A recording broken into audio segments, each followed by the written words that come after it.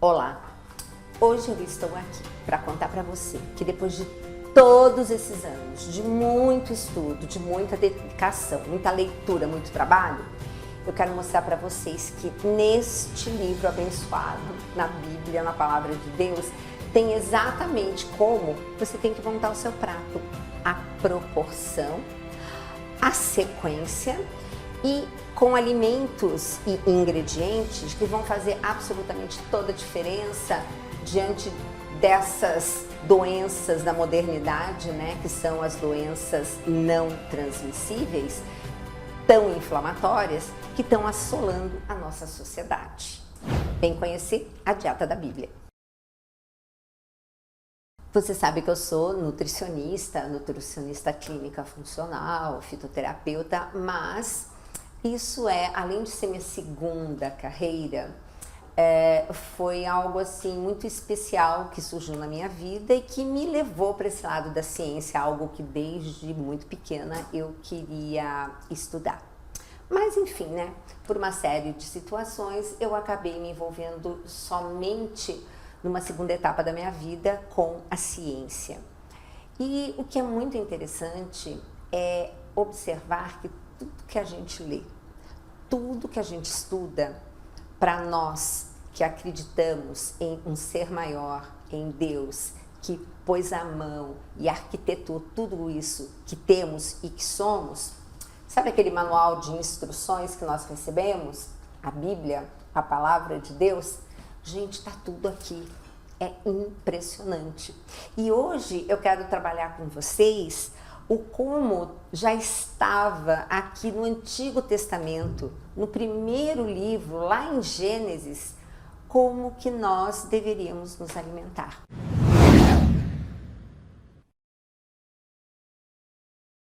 Olha só que interessante. Logo no comecinho, na criação, é logo no terceiro dia que Deus coloca o que principalmente nós, seres humanos, devemos comer. 80% do nosso prato, ele deveria estar, assim, composto por legumes, verduras e frutas. Onde que está isso? Aqui. Terceiro dia. E Deus disse: produza a terra plantas, ervas que contenham semente e árvores frutíferas. Gente, a primeira coisa que nós temos na natureza, feita aqui, de acordo com a palavra de Deus, legumes, verduras e frutas. E aí fica a tal pergunta: como que está este ou estes alimentos no seu prato no dia a dia? Porque se você fizer um recordatório alimentar, o que eu mais vejo no consultório? Café da manhã, aquela mesmice. Lanche, quando tem, sempre, mas sempre alguma coisa com glúten ou laticínios. O almoço, de fato, é algo que contempla um pouco melhor. Só que tem pessoas que acham que aquela guarnição do bife, quando você está almoçando fora, que é uma folhinha de alface, uma rodelinha de tomate, que aquilo já é salada. Não, gente. Nós temos que realmente colocar um prato assim caprichado, volumoso de salada. Metade folhas e a outra metade você coloca os outros legumes que você gosta, preferencialmente crus. Então, começando aqui pela nossa leitura bíblica dos alimentos, tá aqui como a gente deveria começar a se alimentar. E você já reparou por que tem tanto verde na natureza? Você vai dar uma olhadinha nessa imagem agora. Você está vendo uma molécula que é do nosso sangue, a hemoglobina, que é vermelhinha e tal, e uma verdinha, que é a clorofila, que eu brinco e digo que é o sangue da planta. Na verdade, por que a célula do nosso sangue é vermelha? Porque ela tem um ferro no centro que é para transportar o oxigênio. E o que acontece na clorofila? Qual é o centro dela? Magnésio. O magnésio que nós consideramos o maestro dos minerais. Gente, não tem uma rota metabólica que não tenha magnésio nessa história. Simplesmente assim. tudo no seu corpo precisa de magnésio. Então, o centro da clorofila é o magnésio, e está aqui a grande dica do porquê você tem que verdadeiramente incentivar as pessoas da família a colocar à mesa mais alimentos verdes, principalmente folhas verdes escuras. Então, nós começamos aqui vendo que Deus colocou legumes, verduras e frutas. No quarto dia, ele não fez nada de alimento. Mas e no quinto? Qual foi a primeira proteína de origem animal que ele colocou para nós? Os peixes. Aí vem a clássica pergunta: quantas vezes você coloca durante a semana peixe no seu prato? Durante a semana são 7 dias. 7 dias para almoçar e 7 dias para jantar, não para lanchar, hein? Tem que ser almoço e jantar, não lanchar. Então, durante nessas 14 possibilidades de refeição, a proteína peixe, em quantas delas você coloca? Antigamente, antes da pandemia, eu recebia a resposta de uma vez na sexta-feira, porque lá no quilo do lado do restaurante onde eu almoço, na minha empresa, tem sexta-feiras, às sextas-feiras nós temos peixe. Bom, e aqui fica a pergunta, e agora? Que muita gente está em home office, como será que está o consumo dos nossos pescados? Um país que nem o nosso, que tem uma costa imensa. Gente, ninguém come peixe como deveria. Nós comemos muito pouco peixe. E você que talvez tenha gostado bastante daquela aula de inflamação, que eu mostrei que toda inflamação ela tem que terminar bem resolvida, para que tudo dê certo. Para resolver bem a inflamação, quem era o carinha que vinha aqui e dava conta do recado? O ômega 3, que é justamente a boa gordura, que é a maioria de origem dos peixes. E a gente comendo tão pouco peixe. E olha, não é para dizer, não, peixe é caro. Sardinha é um peixe barato, popular, você tem fácil, não é criada em cativeiro, tá? E é uma das maiores fontes que nós temos de ômega 3. Além do ômega 3, ela tem uma coisa que muito pouca gente conhece, chamada coenzima Q10. O que vem a ser? É uma vitamina maravilhosa dentro da nossa célula. Deixa eu explicar isso. Então, explicar isso primeiro para você entender melhor. Toda célula é como se fosse uma cidade. E você tem uma série de organelas, que nós chamamos. E uma delas é simplesmente chamada de mitocôndria, que vamos chamar assim, que fosse o departamento de energia da célula. Essa mitocôndria, para ela funcionar bem, ela precisa dessa coenzima Q10, que tem aonde? Na sardinha. Lembre, oxigênio é vida. E eu preciso de oxigênio dentro das minhas células para fazer tudo funcionar. Você imagina quando acaba a luz, que desastre, né? A cidade, então, fica um horror. Então, é justamente a importância da energia, a importância do oxigênio.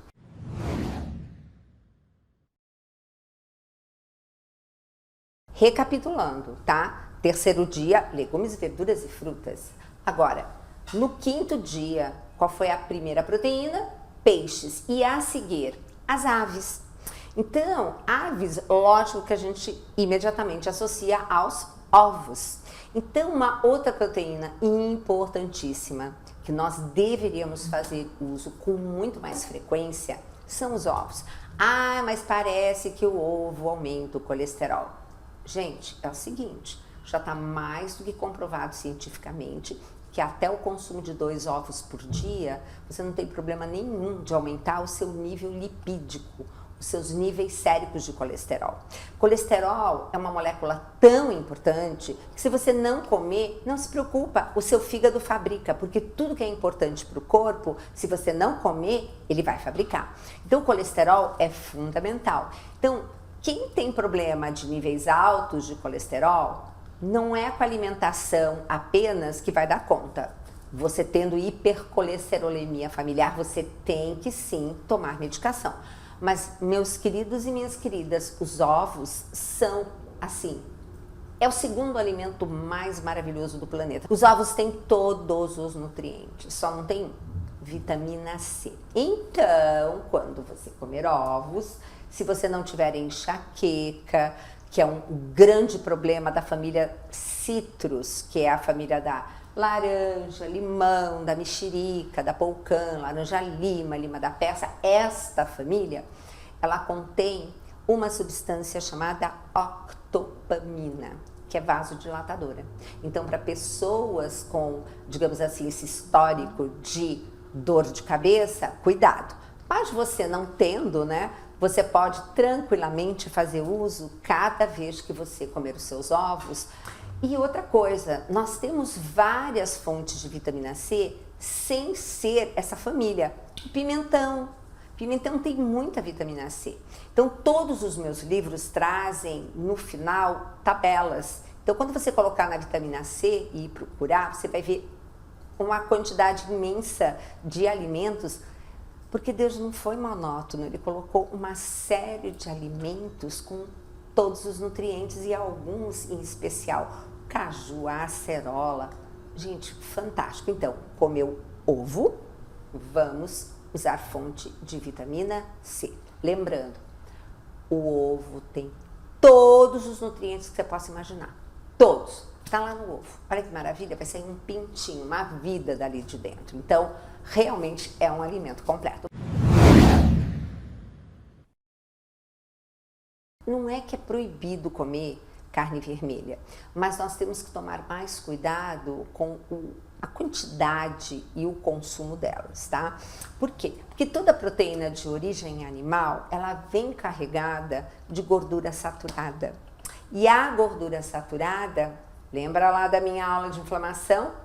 É gatilho para disparar uma inflamação no seu organismo.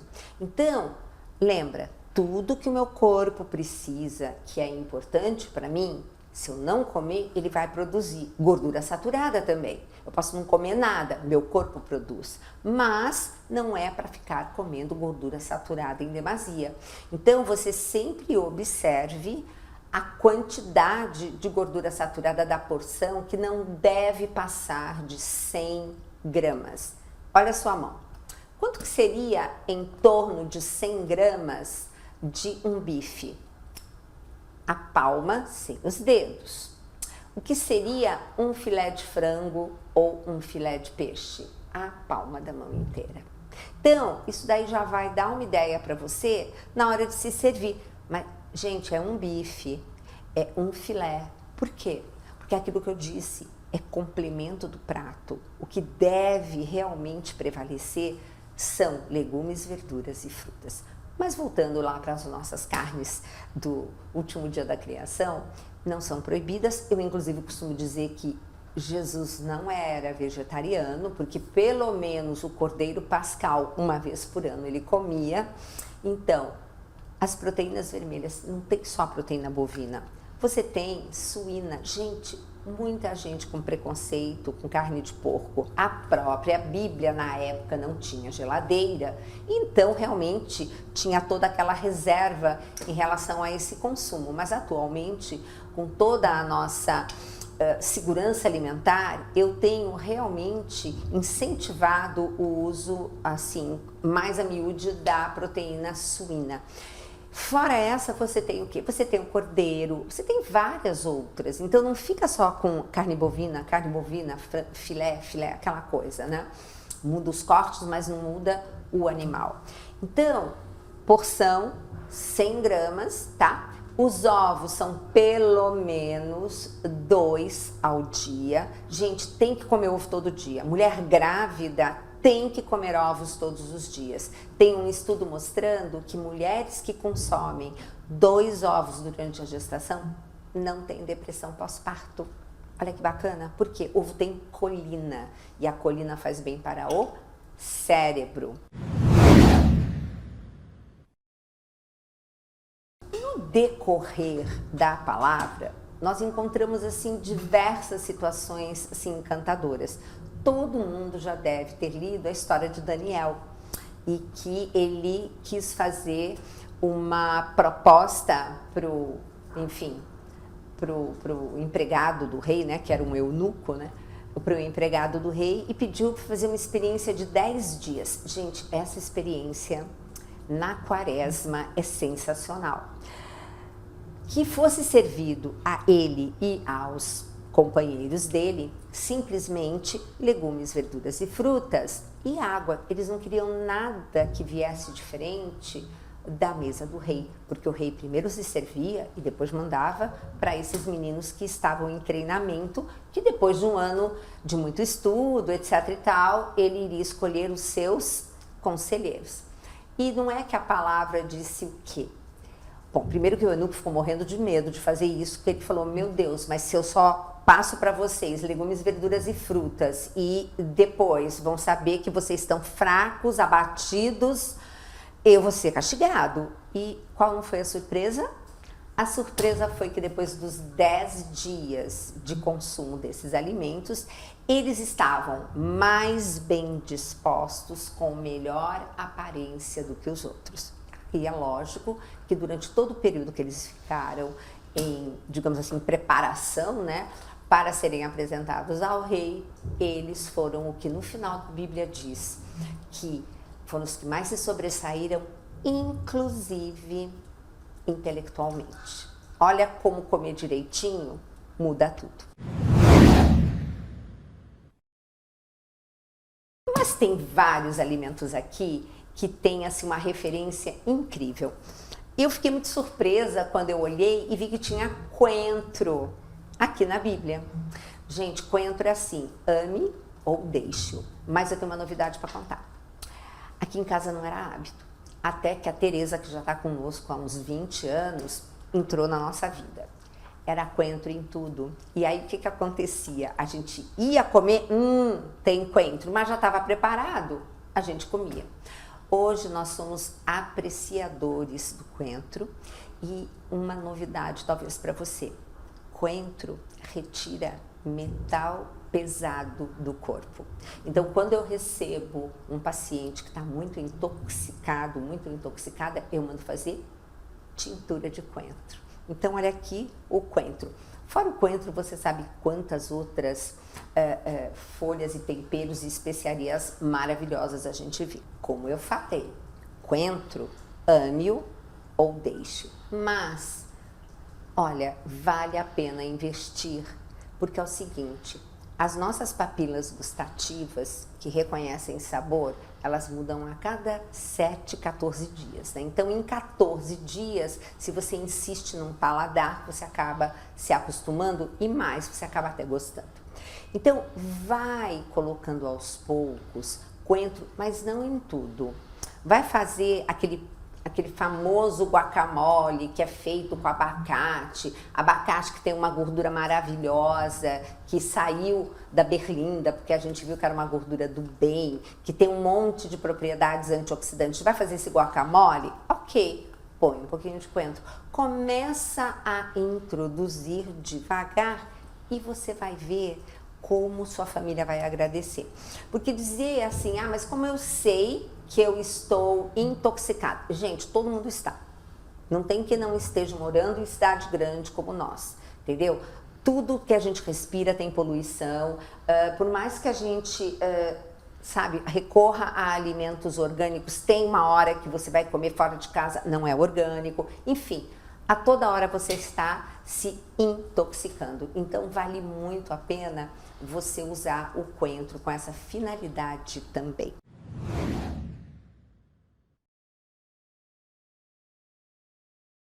Para coroar essa nossa aula, vamos chamar aqui, essa nossa aula bíblica alimentar, azeite de oliva. Gente, azeite é o que há de melhor. Então, primeira coisa, qual a melhor gordura para eu colocar na minha mesa, na minha frigideira, no forno, enfim, no meu organismo? Azeite de oliva. Nada de gordura de coco, nada de gordura de porco, nada de óleos, que são esses óleos vegetais comuns, porque são ricos justamente em ômega 6. E o ômega 6 é pró-inflamatório, enquanto o ômega 3 dos peixes também, ele é anti-inflamatório. Agora, o azeite, todo mundo já ouviu falar da famosa dieta do Mediterrâneo. O que celebra e assim coroa essa dieta é o azeite de oliva. Então, vamos fazer o seguinte: azeite de oliva extra virgem, primeira prensa a frio e acidez no máximo 0,5, dali para baixo. Aí você vai me dizer assim, mas como? Eu vou esquentar azeite? O azeite não vai perder as propriedades? É óbvio que se primeiro eu faço os meus legumes no vapor e depois que eu coloco no prato, eu dou assim aquela regada com aquele azeite cru, magnífico. Agora, vou fazer uma preparação e eu iria colocar um óleo de qualquer coisa, óleo de algodão, óleo de soja, óleo de milho. Jamais. Troque por realmente azeite de oliva. Tem um estudo muito bem feito que colocou o azeite aquecido por várias horas seguidas. E o que esse estudo mostrou? O azeite tem tanta coisa boa que cada vez que estragava alguma coisa dentro daquele azeite por causa do calor, vinha uma coisa boa e consertava, vinha uma coisa boa e consertava. No final de 4 horas, ainda restavam propriedades interessantíssimas naquele azeite que sofreu aquecimento. Então, coração, queridos e queridas, não tem problema. Vamos lembrar sempre como que as pessoas que mais utilizam o alimento, que digamos assim seria lá na origem, como que eles falam. E aí eu quero remeter para os nossos irmãos portugueses. Gente, quando vão fazer o nosso famoso bacalhau, gente, bacalhau é alimento funcional, tem tudo de bom ali, gente. Não tem nada de mal. Tudo é bom nesse prato. Aliás, em Portugal, como se come bem. Eles fazem o quê? Eles não simplesmente colocam aquele azeite nadando e permeando toda aquela preparação e colocam no forno baixo. A proteína desnatura numa temperatura no máximo de 40, 45, 50 graus no máximo. Que temperatura é essa? Você mergulha o dedo e seu dedo suporta. Então, quando você fizer qualquer coisa no forno com proteína, você não precisa colocar uma temperatura de 180 graus. Peixes, eu vou depois um dia dar uma receita aqui que vocês vão adorar e vou mostrar na frigideira e a gente abaixa bem no menor possível, ainda põe um difusor para espalhar bastante aquela chama, põe na frigideira o quê? Uns filés desses peixes bárbaros altos, que pode ser também o bacalhau, não tem problema, transborda e a temperatura é você colocar o dedo. Então, quando tiver bem baixinho, 45 graus, chegou na temperatura que deve, você tampa e deixa por uns 20 minutos. Então, você vê que não precisa de uma cocção altíssima, nem por muito tempo. Falamos do alimento do corpo, agora tem hoje um alimento que nós consideramos alimento. Eu falo que é alimento, mas na verdade não chega a ser um alimento para você comer, mas hoje é considerado o primeiro nutriente: sono, descanso. E dá uma olhadinha aqui, né? 6º dia, Deus terminou de fazer tudo o que ele fez. E no 7º, ele descansou.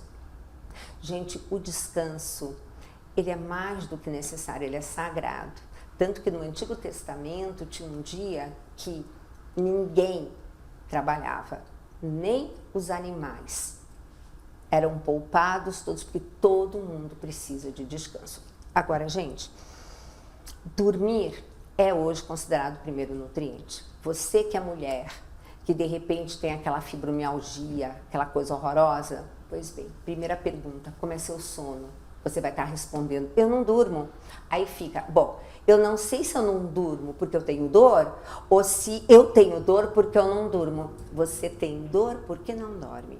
Então, dormir é hoje o primeiro ingrediente. Se meu paciente pergunta, eu tenho que escolher, ou eu como ou eu durmo, eu vou dizer durma. Mas tem que dormir à noite. Antigamente, você vivia de dia, quando tinha luz, e dormia à noite. Esse é o famoso ciclo circadiano, circa de um dia, no ciclo dia claro e noite escura. Então, nós temos que também respeitar isso, dormir à noite, no escuro, que é quando você vai formar um nutriente maravilhoso, que na verdade é um hormônio, chamado melatonina. Tem para vender, você pode tomar, mas eu sempre digo, né, aquilo que a gente forma no nosso corpo sempre é melhor, porque foi Deus que programou. Então, a melatonina é o nosso maior antioxidante.